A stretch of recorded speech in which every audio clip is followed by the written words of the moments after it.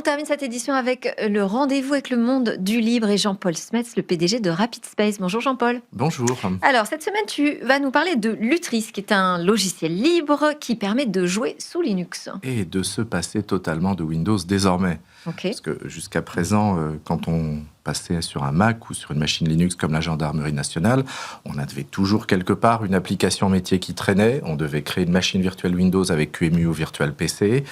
Puis si on était dans une entreprise, la partager avec ses collègues avec un logiciel comme SoftClicks, qui permet en fait de transformer Windows en une sorte d'intranet. Mais tout ça, ça oblige à garder Windows. Et depuis 2024, tout logiciel américain a l'obligation d'être une porte dérobée en raison du Foreign Intelligence Surveillance Act. Donc, qui pose un petit problème de confidentialité. Oui, un réseau d'entreprises avec Windows, en fait, est soumis au droit extraterritorial, qu'il le veuille ou non. Et donc, on peut maintenant se passer de Windows avec Lutris. Et comment ? En fait, tout ça, ça vient des gamers.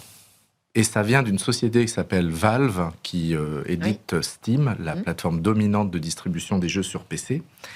Et il se trouve que Valve a vendu 4 millions de consoles de jeux Steam Deck, ce qui est incroyable. Valve, c'est la boîte qui a fait Half-Life, Counter-Strike, ce genre de jeu.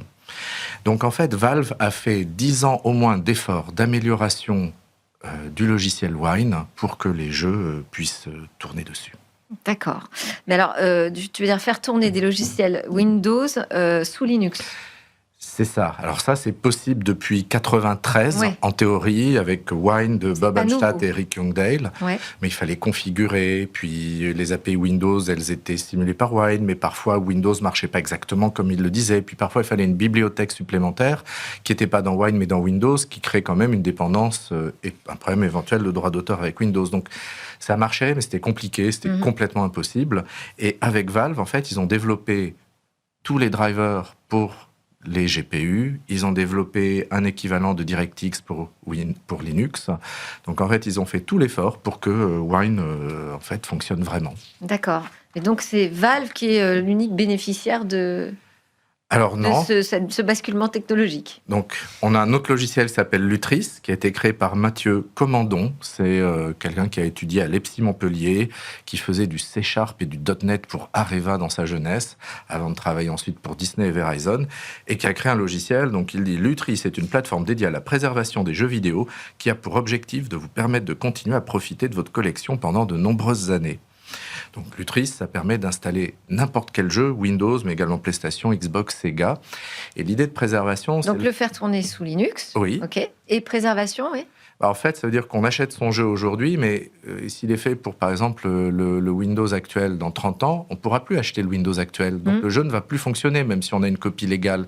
Et comme, en fait, le Windows actuel aura été, dans 30 ans, retiré du marché, on se retrouve avec une sorte de destruction des biens culturels. D'accord. Et donc là... Comme en fait, tout Windows, en quelque sorte, a été redéveloppé en libre avec Lutris, avec toutes les bibliothèques, dans 30 ans, il n'y a pas de problème. On peut le recompiler Lutris, recompiler le noyau Linux et se retrouver dans 30 ans avec exactement le même environnement d'exécution que celui qu'on a aujourd'hui. Donc, on préserve comme ça un bien culturel, malgré, en fait, la disparition de l'accès dans 30 ans à Windows. Alors, juste, il faut que on remette les choses au clair. Lutris, Wine, quelle différence Alors, en fait, Lutris, ça intègre les milliers de recettes qui servent à faire marcher Wine dans chaque cas particulier. Parce qu'avant, en fait, vous voulez faire marcher Counter-Strike, voilà ce qu'il faut faire. Vous voulez faire marcher Photoshop, voilà ce qu'il faut faire. Et donc, on passait des heures, on n'était pas sûr d'y arriver. Avec Lutris, on clique, ça installe tout, ça configure tout, ça prend la bonne version de Wine, il n'y a rien à faire, ça marche comme un App Store, et tout fonctionne. D'accord. Donc, est-ce que tu as cité, par exemple, Photoshop, ça veut dire que c'est pas uniquement pour les jeux vidéo, là ? Oui, alors moi, je suis arrivé à Lutris pour autre chose. En fait, j'étais en train de m'acheter un instrument de musique, il fallait Ableton pour configurer. J'avais pas envie d'installer une machine virtuelle Windows ou un PC sous Windows, donc j'ai tapé Wine, Ableton, et là, il m'a dit Lutris. Puis là, je vois des vidéos, ça a l'air facile, je me dis, ça a complètement changé. Et en fait, oui, ça a complètement changé. Aujourd'hui, faire tourner de l'application Windows sous Linux, c'est devenu facile avec Lutris. Et ça veut dire qu'en fait, aujourd'hui, si on regarde par exemple l'État qui dépend de Windows, La gendarmerie nationale, ça y sont passés, mais dans les autres directions, ils disent oui, on a telle application métier qu'on a développée en Visual Basic ou je ne sais quoi. Ils mettent Lutris, ils peuvent se débarrasser de Windows complètement à très peu de frais. Donc c'est une bonne nouvelle pour les gamers, parce que ça leur fait une vidéo ludothèque à vie chez eux, qui peut tourner sous Linux, et une bonne nouvelle pour la souveraineté numérique. Et pour l'État, qui peut finalement se passer intégralement de Windows, grâce encore une fois à un Français, à du logiciel libre.